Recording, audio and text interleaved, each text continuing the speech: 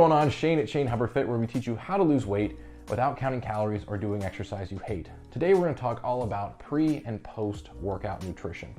So if you're watching this video and you have pretty much everything else taken care of, you're in a calorie deficit or in a calorie maintenance, you've gotten your workouts down pat, you've got your nutrition down pat, you've got everything else figured out. This is that like 10% of information that can really help maximize the effectiveness of burning fat and building muscle. But if you don't have the big rocks already taken care of, like an effective workout program that doesn't get you injured, or a nutrition program that you can sustain whether you're trying to lose weight or even maintain weight, then I would focus on that first and then come back to this video once you've gotten all that stuff taken care of. So if you have gotten all that stuff taken care of, here are some tips that you can use for pre and post-workout nutrition. Let's go ahead and start with pre-workout nutrition first. When it comes to pre-workout nutrition, what you really want to try to maximize is the quick digestibility of the meal that you're having, right? You don't want to be in the gym working out, doing sit-ups or doing any kind of exercise and feel like you've got a stomach full of food, okay? That's not only an uncomfortable feeling, but it's just gonna distract you from your workout, and it's not gonna be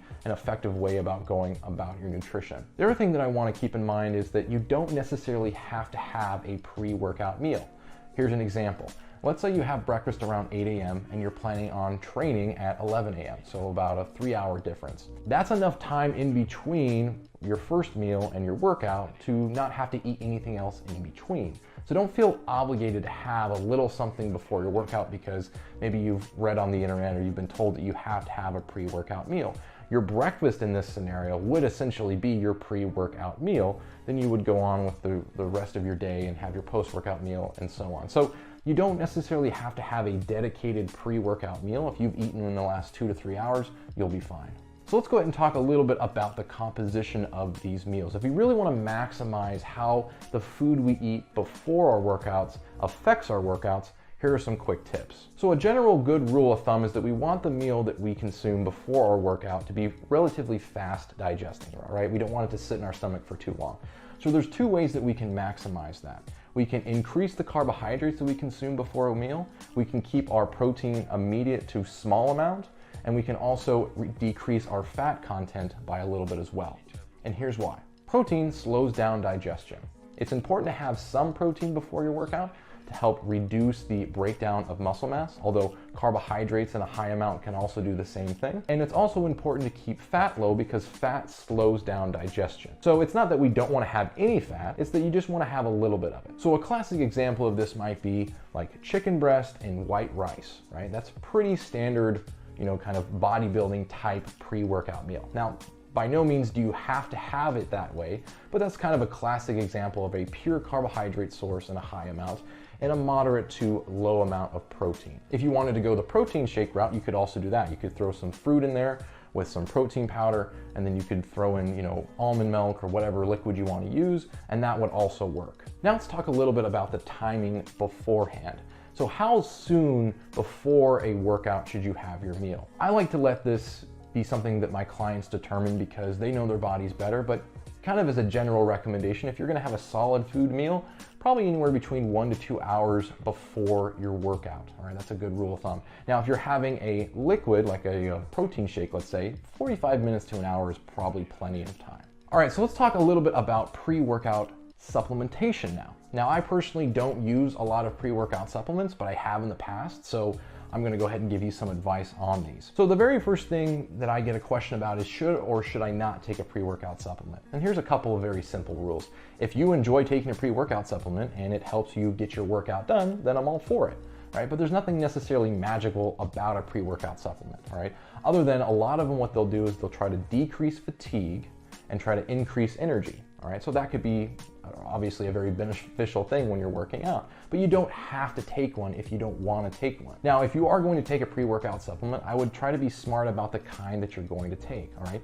Take a look at the nutrition labels and just do a little bit of education on what it is that you're actually consuming. I've had clients in the past who have taken a pre-workout and their skin starts to turn a light purple color. That's not a good thing. So you have to be a little bit mindful, and sometimes you just have to try some pre-workouts to see if they work. I'll do a different video when I've done more research on pre-workouts than I'll cover here in this video, but I just wanted to make sure you understand that you do not have to take a pre-workout supplement, but if you are taking one and you enjoy it, that's totally cool. So when you look at the studies that are done on BCAAs, which stands for branched chain amino acids, there's really no added benefit to taking them if your protein intake for the day totals amount that is going to be good for your goals. So, for example, if you need to eat 150 grams of protein a day in order to build muscle mass or at least maintain muscle mass, and you get that every single day, then taking a BCAA supplement isn't going to improve your ability to build muscle or even retain muscle. Now, that doesn't mean you shouldn't or you can't take a BCAA supplement, but if you don't really have the money for it or you don't want to spend the money on it,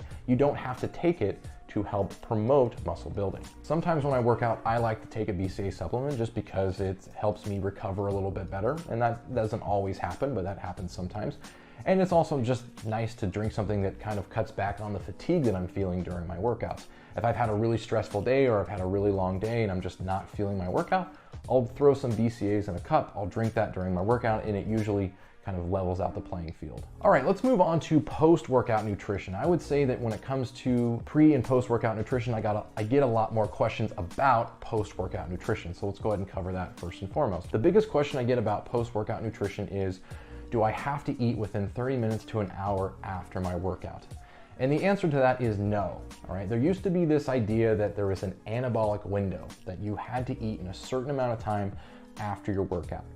When there have been a meta-analyses done, and the meta-analysis is basically where you take a bunch of different studies on the same topic and you look for commonalities between those two and patterns, what they found is that if you equate for protein, meaning that if you keep protein at the level that you should be intaking it for your goals, it doesn't matter when you eat that protein. All right, so like let's say that I need 170 grams of protein a day. It doesn't matter when I get that protein so long as I get my total amount. Now, I have also read some studies where there's a marginal, so a very small advantage to getting the amount of protein at certain times. And this mostly has to do with recovery.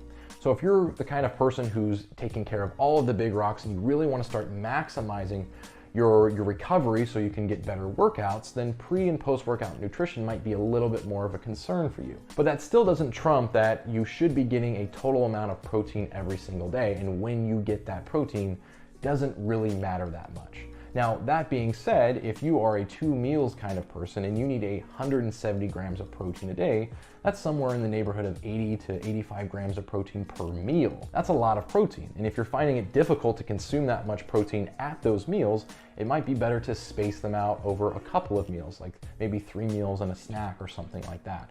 So what I've typically seen done with my clients is that they'll usually have 3 to 4 meals or 3 to 4 intakes of protein, separate intakes of protein, to help cut back on the amount they have to have per serving. So that might be just kind of a natural consequence of trying to get more protein and spacing it out so that you don't have to get as much in a single serving.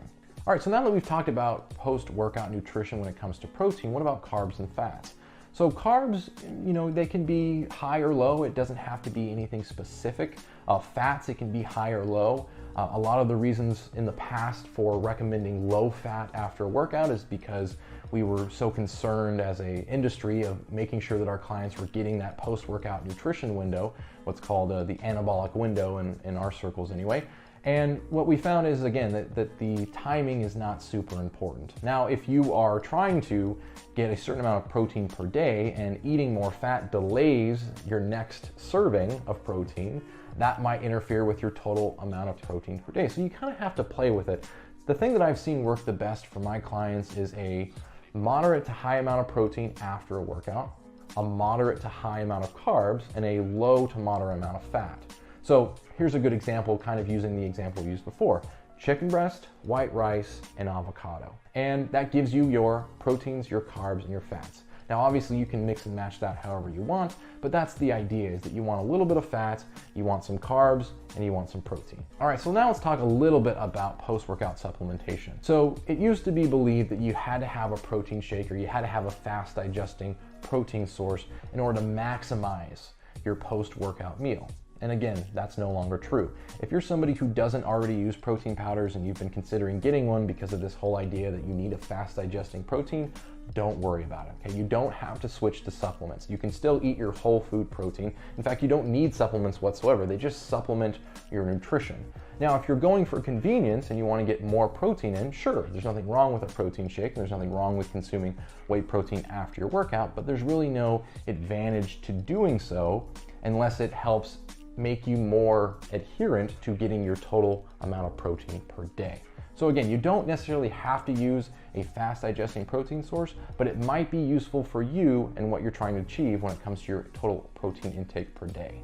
All right, so that is my video of today on pre and post workout nutrition and supplementation. If you have any specific questions that you want to direct my way, don't forget to reach out to me. You can put it in the comment section down below. And before you go, if you don't mind hitting that thumbs up button so this video can reach more people, I would really appreciate it. And as always, I would highly recommend that you subscribe and notify yourself with that little bell when I put out new videos so you can get more content every single week. All right, thanks a ton for watching my video today. I will see you in a future video.